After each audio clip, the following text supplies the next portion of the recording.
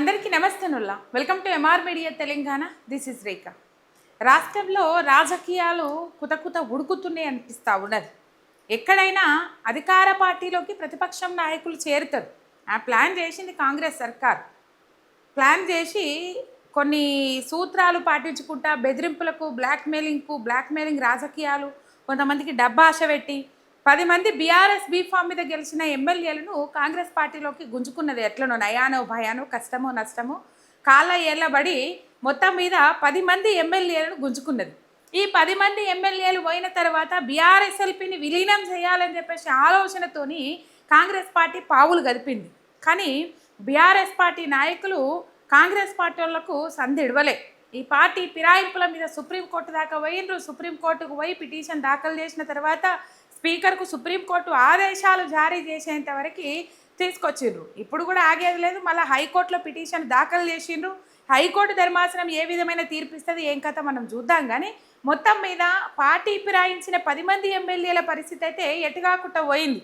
వాళ్ళు కాంగ్రెస్ పార్టీలో ఉన్నారో చెప్పుకోలేని పరిస్థితి, బీఆర్ఎస్ పార్టీలో ఉన్నారో చెప్పుకోలేని పరిస్థితి.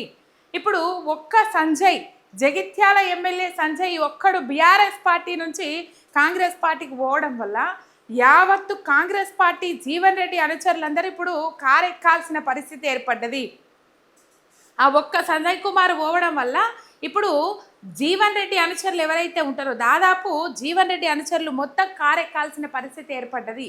ఆయన 40 ఏళ్ళ రాజకీయ ప్రస్థానం ఆయనది. ఒకటే కాంగ్రెస్ పార్టీలో 40 ఏళ్ళు.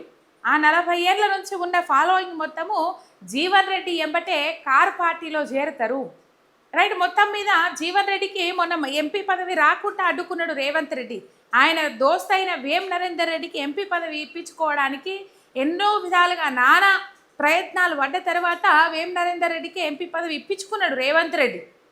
ఇక పోటీ లేదు కాబట్టి ఏకగ్రీవంగా ఎన్నిక అయిపోయింది వేం నరేందర్ రెడ్డి.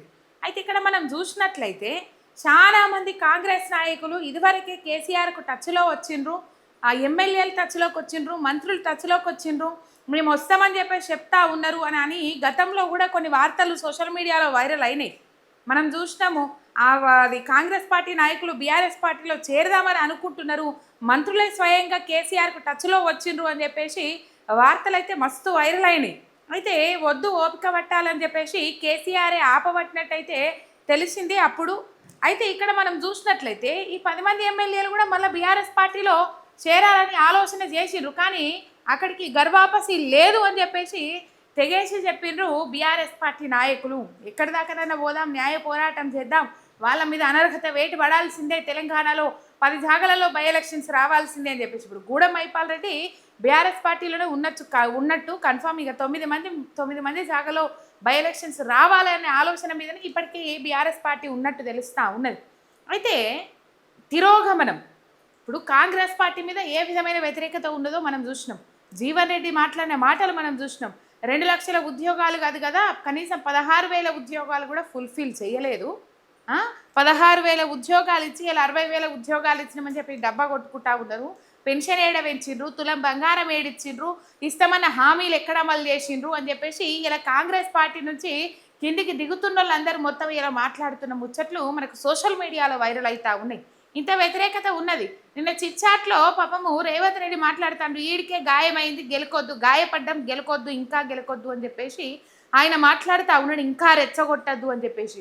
మరి ఎక్కడ గాయమైంది ఏం కథ తెలియదు. క్యాబినెట్ విస్తరణ కోసము ఢిల్లీకి పోయిన రేవంత్ రెడ్డికి అధిష్టానం ఏమైనా హ్యాండ్ ఇచ్చిందా? రేవంత్ రెడ్డి చూపెట్టిన పేర్లు ఏవైతే ఉన్నాయో ఆ పేర్లు ఏవైతే తిరస్కరించిండ్రా అనేది మాత్రం తెలియదు. చిట్చాట్లో ఆయనకు గాయమైందట, ఇంకా రెచ్చగొట్టద్దు అని చెప్పేసి. అయ్యా సారు, మీకు ఇయ్యాల గాయమైందేమో, కానీ మీరు అధికారంలోకి వచ్చినాక అడ్డగోలు పనులు అన్ని ముంగటేసుకొని అసలు పనులు పక్కకు పడేసి ఇస్తామన్న 6 గ్యారంటీలు పక్కకు పడేసి మీ బొజ్జలు నింపుకుంటా ఇలా తెలంగాణ ప్రజల పరిస్థితి ఎటుగాకుండా అగమ్య గోచరంగా చేసుకుంటా ఇలా తెలంగాణ అస్తిత్వాన్ని దెబ్బతీసే విధంగా ప్రపంచ దేశాల ముందు తెలంగాణ రాష్ట్రాన్ని, దేశంలో రాష్ట్రాల ముందు తెలంగాణ పరువు ప్రతిష్టలను దిగజార్చేటట్టు మాట్లాడినాడే తెలంగాణకు గాయం చేసిండ్రు. మీరు తెలంగాణకు గాయం చేసిండ్రు, ప్రజలను ఆల్రెడీ రెచ్చగొట్టి ఉన్నారు. మీరు మిమ్మల్ని నమ్మే పరిస్థితి ఇక్కడ లేదు. రైట్. ఇది బయట ముచ్చట చూసుకున్నట్లయితే ఇప్పుడు ఇది బయట ముచ్చట. ఇక లోపటి ముచ్చట మనం చూసుకున్నట్లయితే కోమటిరెడ్డి రాజగోపాల్ రెడ్డి మనందరికీ తెలుసు, పాప మంత్రి పదవి కోసం చాలా తండ్లాట పడతా ఉన్నాడు. తండ్లాట కాదు కానీ ఆయనకు మంత్రి పదవి ఇస్తా అని చెప్పేసి బీజేపీ పార్టీల నుంచి మళ్ళీ కాంగ్రెస్ పార్టీకి రమ్మన్నారు. బీజేపీ పార్టీలోకి పోయిన ఆయనను మళ్ళీ వాపస్ రప్పించిండ్రు. ఆయన కాంగ్రెస్ పార్టీ నుంచి ఎమ్మెల్యేగా గెలిచిండు. మళ్ళా బీజేపీలకు పోయొచ్చినప్పటికి కూడా మునుగోడు ప్రజలు రాజగోపాల్ రెడ్డిని నమ్మి ఓటేసి కాంగ్రెస్ పార్టీ ఎమ్మెల్యేగా గెలిపించిండ్రు. మంత్రి పదవి ఇస్తా అని చెప్పేసి రమ్మన్నది కాంగ్రెస్ అధిష్టానం. తీరా అధికారంలోకి వచ్చిన తర్వాత రాజగోపాల్ రెడ్డికి ఫస్ట్ ఏదైతే మంత్రి పదవులు నింపినరో అప్పుడే నింపాల్సింది ఉండే, ఇచ్చిన మాట ప్రకారం. మాట మీద నిలబడే లెక్క అయితే మాట మీద నిలబడరు కదా. కానీ రాజగోపాల్ రెడ్డికి మంత్రి పదవి ఇయ్యలే. తర్వాత ఎంపీ ఎలక్షన్స్ వచ్చినాయి. ఎంపీ ఎలక్షన్లలో కూడా మళ్ళీ మాట ఇచ్చిండ్రు. పాపం ఫస్ట్ నమ్మిండు, మళ్ళీ సెకండ్ కూడా నమ్మిండు రాజగోపాల్ రెడ్డి. ఎందుకంటే మనిషి ఆశాజీవి కదా, ఆశ ఉంటుంది. సెకండ్ కూడా నమ్మిండు. నమ్మి ఏం చేసిండు, చామల కిరణ్ కుమార్ రెడ్డిని ఎంపీగా గెలిపిస్తే మంత్రి పదవిని ఇప్పించేటట్టు చేస్తాం, ఆ బాధ్యత నాది, నేను తీసుకుంటా అని చెప్పేసి మాట ఇచ్చిండ్రట.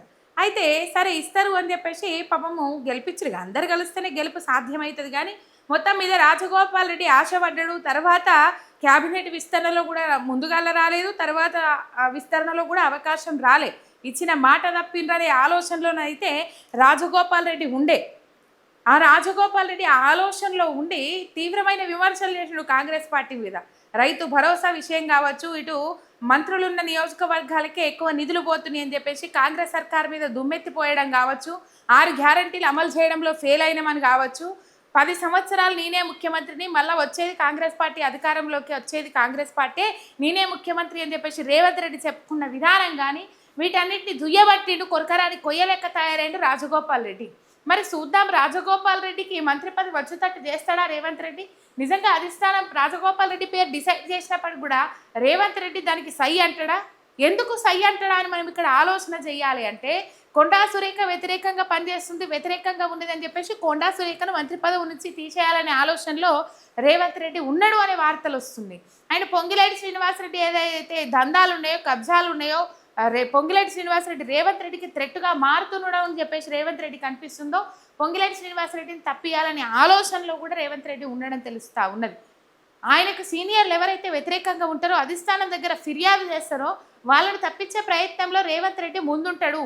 ఆపరేషన్ ఏదో ఒక ఆపరేషన్ పెట్టుకొని ఆపరేషన్ పేరు మీద వాళ్ళని తప్పించే ప్రయత్నం చేస్తాడు. మరి రాజగోపాల్ రెడ్డి ఇన్ని విమర్శలు చేసినప్పుడు, ఇంత వ్యతిరేకంగా మాట్లాడినప్పుడు, సాక్షాత్తు అసెంబ్లీ వేదికగానే మనం ఏం చేయలేకపోతా ఉన్నాం, ప్రజలకు మేము ఓట్లేదు, మేము ఎమ్మెల్యేలు గాందే మీరు ముఖ్యమంత్రి అయినరా, మంత్రుల నియోజకవర్గాలకే నిధులు పోతున్నాయి అని చెప్పేసి ఆంధ్ర రికార్డ్ అసెంబ్లీ వేదికగా యావత్తు తెలంగాణ సమాజం చూస్తూ ఉండగా రేవంత్ రెడ్డి నిలదీసిండు, ప్రశ్నించిండు కోమటిరెడ్డి రాజగోపాల్ రెడ్డి. ఎటేటేం అట్లా నిలదీస్తాడు, ప్రశ్నిస్తాడు. మునుగోడు ప్రజల అభివృద్ధి నా లక్ష్యం అంటాడు. అండ్ మంత్రి పదవి రావాలంటాడు. మంత్రి పదవి రాకపోతే నేను చూసుకుంటా బిడ్డ అని చెప్పేసి హెచ్చరికలు కూడా జారీ చేస్తూ ఉన్నాడు కోమటిరెడ్డి రాజగోపాల్ రెడ్డి. ఆల్రెడీ జీవన్ రెడ్డి పాపం బాధపడి ఎక్కేసిండు, కారు ఎక్కేసిండు. కారు ఎక్కడానికి ముహూర్తం కూడా ఫిక్స్ అయింది. ఇప్పుడు చాలా మంది కారు వైపు చూస్తున్నారనే అంశాలు అయితే తెర మీదకి వస్తూ ఉన్నాయి. నిపుణులు కూడా అదే ముచ్చట్లు మాట్లాడుతూ ఉన్నారు. ఎందుకంటే కాంగ్రెస్ పార్టీ ఊహించినంత ఆశాజనకంగా పరిపాలన అందిస్తలేదు. ప్రజలలో ఆ పేరు కూడా సంపాదించుకోవడంలో విఫలమైంది. ఒకవేళ నిజంగానే రాజగోపాల్ రెడ్డికి మంత్రి పదవి ఇవ్వకపోతే ఆయన కాంగ్రెస్ పార్టీ ఎమ్మెల్యేలతోని కారెక్కడానికి సిద్ధంగా ఉన్నాడా అన్న ఊహాగానాలు అయితే చర్చనీయాంశం అవుతా ఉన్నాయి.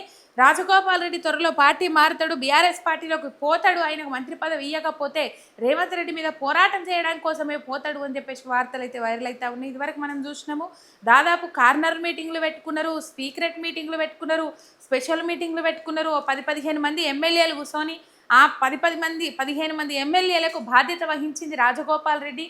రాజగోపాల్ రెడ్డి అధ్యక్షతన రేవంత్ రెడ్డికి తెలియకుండా సీక్రెట్ మీటింగ్లు కూడా జరిగినాయి, 2-3 సార్లు జరిగినాయి. మరి మొన్న కూడా రాజగోపాల్ రెడ్డి కొంతమంది ఎమ్మెల్యేలతో మీటింగ్ పెట్టిరు. ఆ మీటింగ్లో చాలా అంశాలు మాట్లాడారు. రేవంత్ రెడ్డి విధానం కావచ్చు, పోకడ కావచ్చు, 6 గ్యారెంటీలు కావచ్చు, మంత్రి పదవి మీద ఆశ కావచ్చు, చాలామంది ఎమ్మెల్యేలకు మంత్రి పదవుల మీద ఆశలు ఉన్నాయి. ఇప్పుడు ప్రభుత్వ విపు ఆది శ్రీనివాస్కి ఇస్తారని ఒక మాట, ఇంకొక సైడ్ ఇటు బాలు నాయక్, రామచంద్ర నాయక్ ఎస్టీ సామాజిక వర్గం నుంచి స్పీకర్ కూడా మంత్రి పదవి కావాలని అడుగుతుండు. గడ్డం వివేక్ వెంకటస్వామి ఆల్రెడీ ఇచ్చారు, గడ్డం వివేక్ వెంకటస్వామి, గడ్డం ప్రసాద్ కుమార్కి కావాలి, స్పీకర్కి కావాలి మంత్రి పదవి అని చెప్పేసి ఆయన అడుగుతున్న పరిస్థితి చూస్తూ ఉన్నాం. ఇక మరి చూద్దాం, ఒకవేళ మంత్రి పదవి ఇయ్యని పక్షాన తీవ్రమైన ఆరోపణలు చేసి పార్టీ మారడానికి రాజగోపాల్ రెడ్డి సిద్ధమవుతా ఉన్నాడు, మంత్రి పదవికి ఇట్లా రాకపోతే హోంశాఖని ఇయ్యాలి అని చెప్పేసి ఆయన ఫస్ట్ నుంచే మొండి పట్టుదల మీద ఉన్నాడు. ఒకవేళ రేవంత్ రెడ్డి సాగనీయకపోతే రాజగోపాల్ రెడ్డి పార్టీ మారే అవకాశాలు అయితే ఉన్నాయని చెప్పేసి బలంగా కనిపిస్తున్నాయి అని చెప్పేసి ఈ మధ్య కాలంలో వార్తలు వైరల్ అవుతా ఉన్నాయి. ఇగో ఇది కథ. ఒక సబ్స్క్రైబ్ చేసుకొని సపోర్ట్ చేయండి. మీ ఎంఆర్ మీడియా తెలంగాణ ఛానల్.